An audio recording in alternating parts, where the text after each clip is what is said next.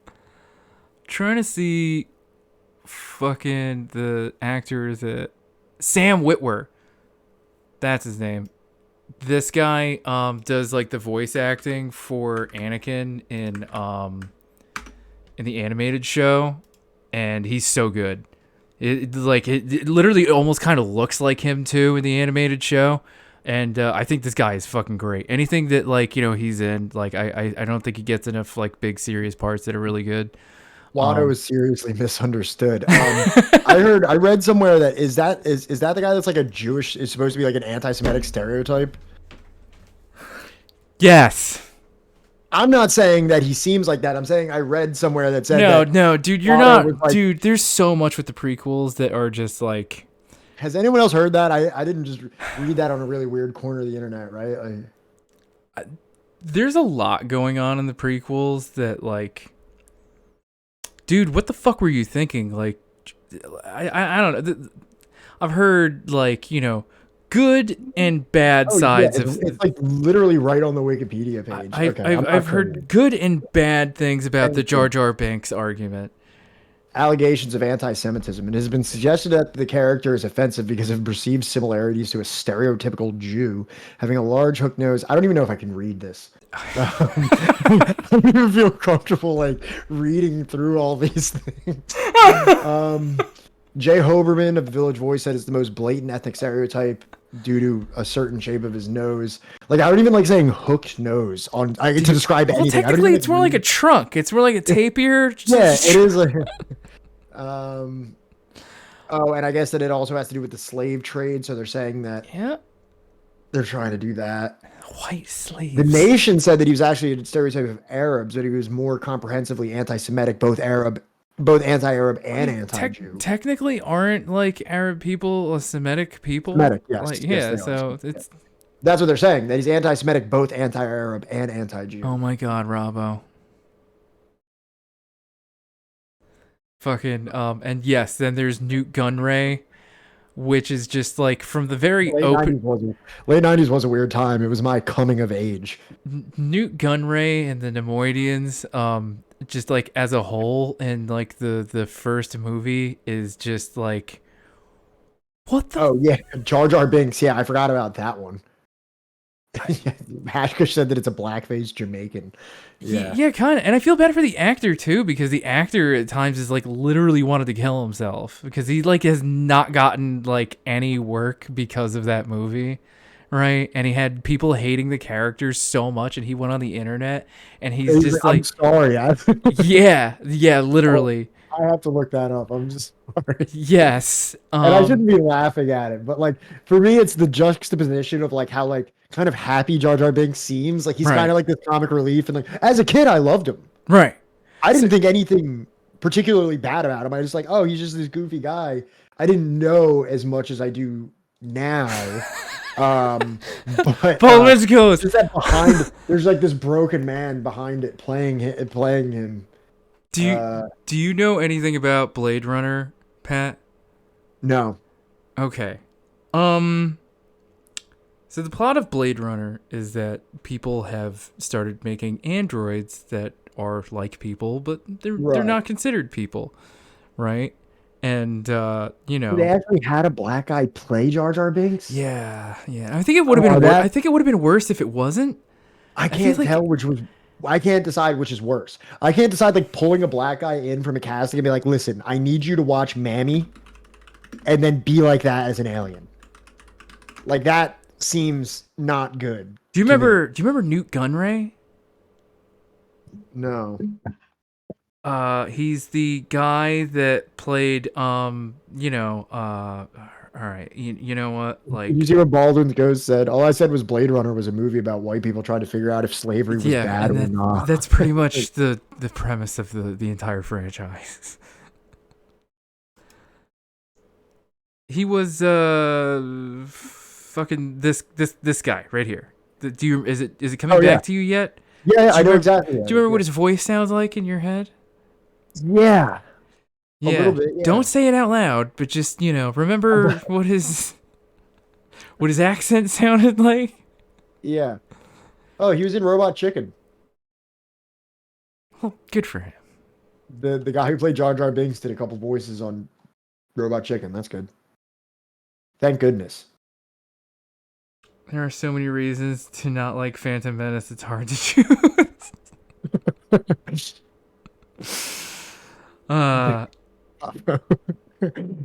So Yeah. there's also Star Wars, everybody. depending on which Blade Also, Runner you watch. Oh, I'm sorry. Go ahead. But depending on which Blade Runner you watch, there's a voiceover of Harrison Ford kind of narrating it for certain scenes. And there's this one, right, where I feel like Harrison Ford, you know, he gets his golden moment, you know. He you know, says that they have a term for these artificial people that they've made, right? That is the term is skin job, which is akin to the N-word, except Harrison Ford doesn't refer to it in the voiceover as the N-word. He says, you know, the full word, full-throated, you know, with the hard R at the end, and I'm just like, what? I heard Noam Chomsky say it the other day. What? Yeah. He was talking about one of his friends. He went somewhere with one of his friends, and someone called him the person. Oh, okay, all right. So he's paraphrasing. I thought that, like, he was you know, paraphrasing what someone else said to someone. Okay. But he said it. He didn't abridge it. He didn't censor it whatsoever. And he's like 99 years old, so it's just like you're like, okay. Okay, No. there, Treebeard. You mythical creature. Please watch this. It's perfect. I don't know. Ninja Can says watch us. I believe we should watch it. Ninja Can, it's on you if it's bad. Hey, what movie are you guys gonna see? The Phantom Menace. It's kind of old. And why do you want to see it? Because we like Star Wars. Okay. If you like Star Wars, why do you want to murder it and urinate on its grave? The prequels are terrible. I mean, seriously, wouldn't Chewbacca at some point go, "Hey, Yoda, I know that guy"? He has double lightsabers. That's stupid. You're both stupid. Well, why are you here to see the movie? I'm not. I go wherever it plays to warn people.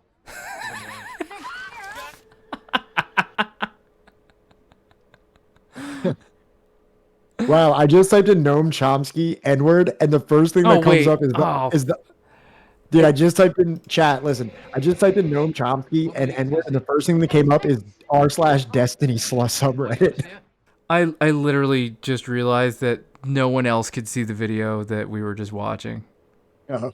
Because we like Star Wars. Okay. If you like Star Wars, why do you want to murder it and urinate on its grave? The prequels are terrible. I mean, seriously, wouldn't Chewbacca at some point go, "Hey, Yoda, I know that guy"? He has double lightsabers. That's stupid. You're both stupid. Well, why are you here to see the movie? I'm not. I go wherever it plays to warn people. You've been warned. I love that show, but I don't think that season was very good. Matt, are you like feverishly trying to find this this clip of Noam Chomsky? I already found it. Oh, you already found it? I found it on Destiny subreddit. It was the first thing that came up. If you type in Noam Chomsky N-word, the first thing that comes up is r/Destiny, and they have it clipped. It was either going to be Destiny Hold on. or Vosh. That's hating white, because as the military commanders pointed out, in the Dominican Republic, they were spicks, not niggers.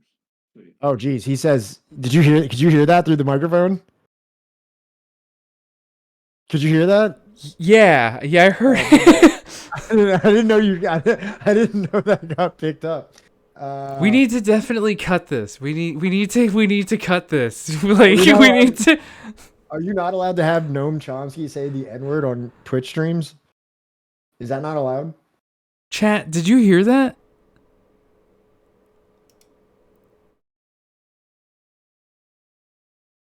Because like when we were watching some of the Jesus Christ. When we were watching a lot of the civil rights stuff, people would say it and people would narrate it, and nothing ever happened, did it? I don't know. Maybe if we got demonetized, I really have no idea. I don't really keep track of it. It's Chomsky's fault. We need to reach out to VJ and be like, you need to get us in touch with Chomsky. Talk to Chomsky about that, dude. No, play it again. Matt's also like, and also send me the link.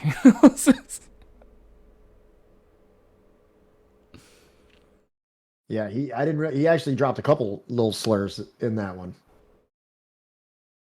Yeah, I'm going to stop the recording now just to make this easier for me to edit later. So stop that.